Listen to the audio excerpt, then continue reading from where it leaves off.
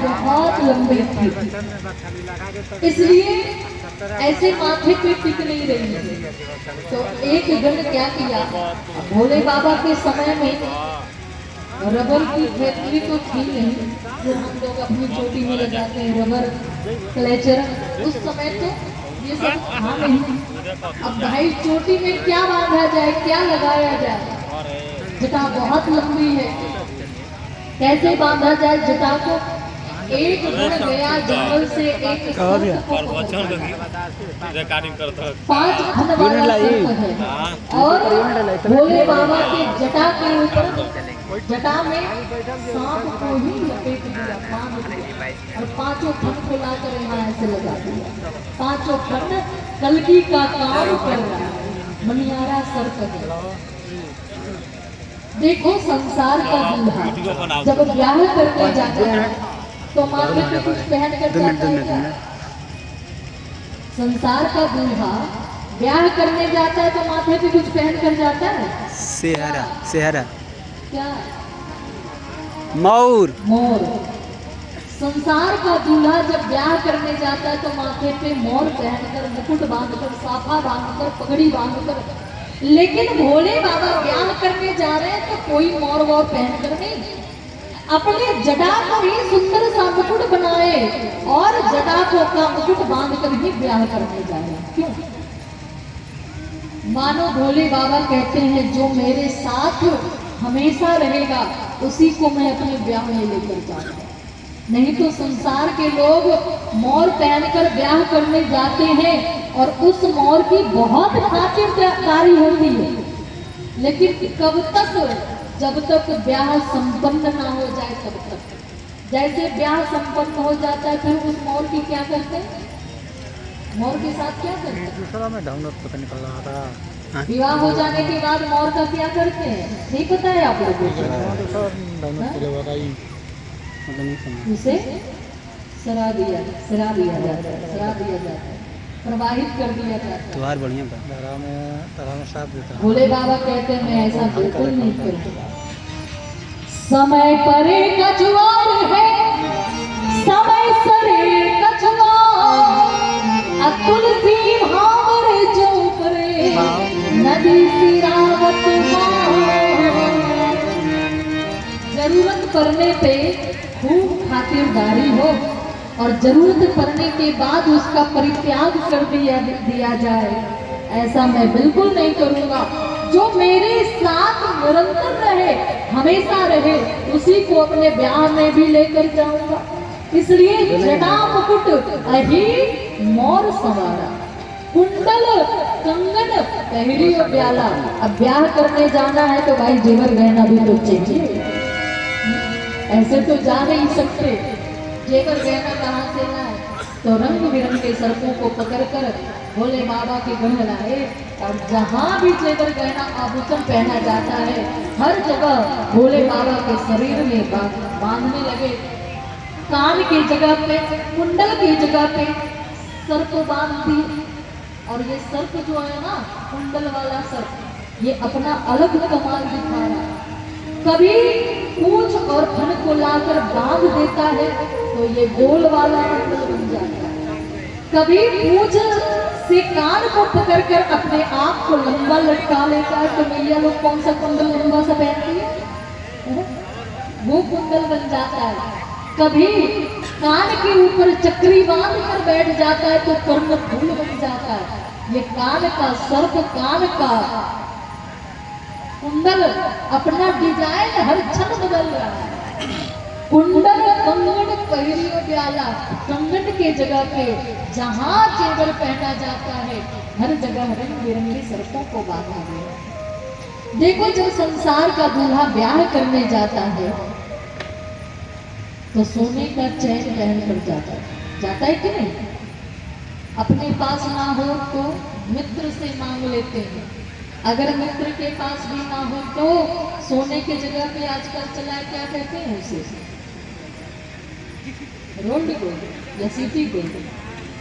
हाँ, लेकिन चैन के बिना बेचैन रहेंगे, चैन तो चाहिए ही चाहिए।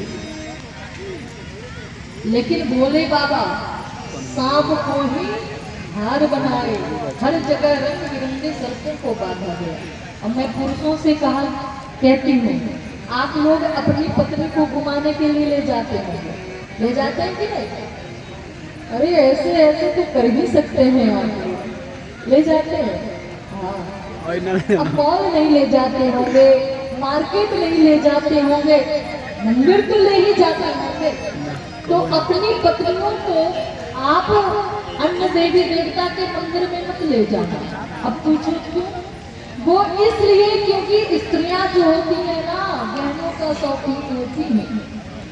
अन्य देवी देवता के मंदिर में ले जाओगे तो देवता लोग गले में हार, कान में कुंडल, खूब जेवर गहना पहने रहते हैं। देख कर कह सकती हैं, ए जी देखो ना, इंद्र महाराज के गले का हार बिल्कुल लेटेस्ट डिजाइन है, मेरे लिए भी मंगवा दो ना। मंगवाए तो ठीक, नहीं मंगवाए तो घर में कलह शुरू हो जाएगा। लेकिन भोले बाबा के मंदिर में ले गए तो ये आफत आएगी। कभी भी भोले बाबा के गले का हार देखकर कहेंगी कि भोले बाबा के गले में जो हार है बहुत सुंदर है, मेरे लिए भी मंगवा दो, ऐसा कहेंगी क्या? कहेंगी तो मंगवा देना, इसमें क्या है। बोली श्याम रामचंद्र भगवान की, भोलेनाथ की जय, सोमेश्वर महादेव की जय। जय श्री सीता। तो महाराज, अभी हमारी चर्चा चल रही थी कि जहां भी जेवर गहना पहना जाता है, हर जगह रंग बिरंगे सर्पों को बांधकर भोले बाबा प्यार करने जा रहे हैं।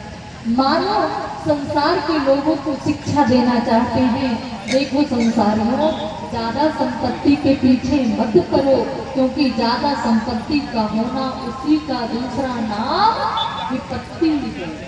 धन कमाना गृहस्थों को धन, संतों के लिए संग्रह अच्छा नहीं बताया गया है, लेकिन गृहस्थों को संग्रही होना चाहिए।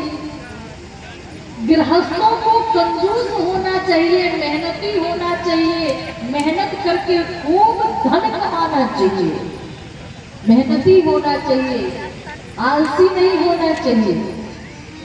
अयोध्या के एक संत थे, वो कहा करते थे, चुप मत बैठ, कुछ किया कर। चुप मत बैठ, कुछ किया कर। कुछ काम ना मिले तो क्या कर? बोले पजामा उधेर उसी को सिया कर। 2-4 बार ऐसा किए तो सिलाई आ जाएगी। गृहस्थों को मेहनती होना चाहिए, धन कमाना चाहिए, लेकिन इतना भी धन के पीछे मत पड़ जाओ कि अपना कर्तव्य भूल जाओ, कर्म भूल जाओ। ऐसा नहीं कि धन कमाने के पीछे इतने बावरे हो जाओ कि पाप पुण्य का लेखा जोखा करना भूल जाओ। तो मानो संसार को बताना चाह रहे भोले बाबा की, देखो संसारियों, संपत्ति का होना जरूरी है, लेकिन संपत्ति के पीछे इतना मत पड़ जाओ, क्योंकि ज्यादा संपत्ति का होना उसी का दूसरा नाम विपत्ति है। ज्यादा अमीर हो जाते हैं तो अकेले इंसान बाहर नहीं, अमीर लोग अकेले नहीं चलते हैं, 10 बॉडीगार्ड आगे 10 पीछे। अब ये सब क्या है? आफत ही तो है। अब जैसे आपके यहाँ में आई हूँ कथा कहते, अब यहाँ के लोग, कमेटी के लोग कहेंगे, अरे हमारे यहाँ प्रेम और सखी इतने दूर अयोध्या से आई है कथा कहने, तो हम इन्हें इस काठ वाली चौकी पे ना बिठाकर हम तो सोने की चौकी पे बिठाएंगे। क्या कहते हो? जितना प्रेम से मैं इस काठ की चौकी पे बैठकर कथा कह रही हूँ, उतना प्रेम से मैं सोने की चौकी पे कह पाती क्या? मन में यही लगा रहता है, भगवान पीछे से कोई पौआ ना लेकर चला जाए। अब बताओ, ये संपत्ति विपत्ति बनी या नहीं बनी? जो आपका चैन छीन ले वो संपत्ति विपत्ति बनी या नहीं? बोली श्याम रामचंद्र भगवान की जय हो। ज्यादा संपत्ति का होना उसी का दूसरा नाम विपत्ति है। बोले बाबा इसीलिए हर जगह रंग बिरंगे सर्पों को बांधा है। चलो तन माता विभूति जी का। शशि ललाट सुंदर तिरंगा, जटा मुकुट अहिमौर सवारा, कुंडल कंगन पहरियो ब्याला, और तन विभूति पट केहरी छाला। भाई जेवर गहना की भी व्यवस्था हो गई। हमारा देख कही अब ब्याह करने जाना है तो कुंदन भी तो लगना चाहिए। संसार के लोग जब ब्याह करने जाते हैं तो ब्याह से पहले 5 दिन 8 दिन 7 दिन हमने दारू ले ली उपटन लगवाते हैं। किस चीज का उपटन? हमने दारू ले किस चीज का उपटन लगाया जाता है ब्याह से पहले? नहीं जानते आप लोग? आपके यहाँ नहीं लगाया जाता? लगाया जाता है। किस चीज का? सरसों का, हल्दी का, सरसों का, इन चीजों का उपटन लगाया जाता है। क्यों? क्योंकि हल्दी जो होता है ना, आयुर्वेद में हल्दी को काम वर्धक माना गया है, कामना को बढ़ाने वाला माना गया है, और राख को काम नाशक माना गया है, कामना को नष्ट करने वाला माना गया है। संसार के लोग जब ब्याह करने जाते हैं तो काम को बढ़ाने वाला अपने शरीर के ऊपर हल्दी का उपटन लगा कर जाते हैं। लेकिन भोले बाबा ब्याह करने जा रहे हैं तो काम नाशक, कामना को नष्ट करने वाला राख का उपटन लगा कर जा रहे हैं। मानो भोले बाबा कहना चाहते हैं, देखो संसारियों, मैं निज सुख के लिए, काम के लिए ब्याह नहीं करने जा रहा, मैं तो राम के लिए ब्याह करने को जा रहा। इसलिए पूरे शरीर के ऊपर राख का उपटन लगाया गया। शिव पुराण के क्षेत्र में एक कथा आती है। एक बार भोले बाबा अलमस्त फकीर शमशान में बैठे हुए थे। अब उसी मार्ग से कुछ सब यात्री लाश लेकर जा रहे हैं। राम नाम सत्य है, गोविंद नाम सत्य है, राम नाम सत्य है, गोविंद नाम सत्य है, बोलते हुए जा रहे हैं। महाराज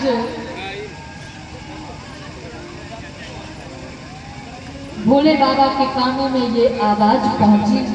भोले बाबा को लगा ये लोग कितने उच्च कोटि की बातें कर रहे हैं। राम नाम सत्य है, गोविंद नाम सत्य है, राम नाम सत्य है, गोविंद नाम सत्य है। ये लोग कितनी अच्छी अच्छी बातें कर रहे हैं।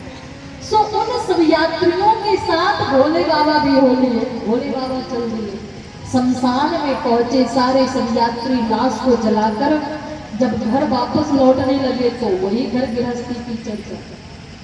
भोले बाबा सब यात्रियों से कहते हैं, जब आप लोग लाश लेकर जा रहे थे बहुत अच्छी अच्छी बातें कर रहे थे, राम नाम सत्य है, गोविंद नाम सत्य है, राम नाम सत्य है, गोविंद नाम सत्य है, लेकिन अब आप घर गृहस्थी की चर्चा क्यों कर रहे हो? सभी सब यात्री सभी सब यात्री कहते कहाँ से आ गए अब पागल? अरे तुझे पता नहीं, उस समय मेरे साथ लाश थी, इसलिए राम नाम सत्य है बोल रहा था। अच्छा अब नहीं है, नहीं बोलोगे, अब क्यों बोलना? भोले बाबा समझ गए जिस लाश के कारण इनके मुंह से इतनी प्यारी बातें निकल रही थी, राम नाम सत्य है, गोविंद नाम सत्य है, जरूर कोई पुण्यात्मा व्यक्ति की लाश रही है। तो भोले बाबा शमशान लौट कर जाते हैं। अब तो मुर्दे का राख बचा है। और देखो भोले बाबा को र म सुनते ही राम की याद आ जाती है। रकार मकार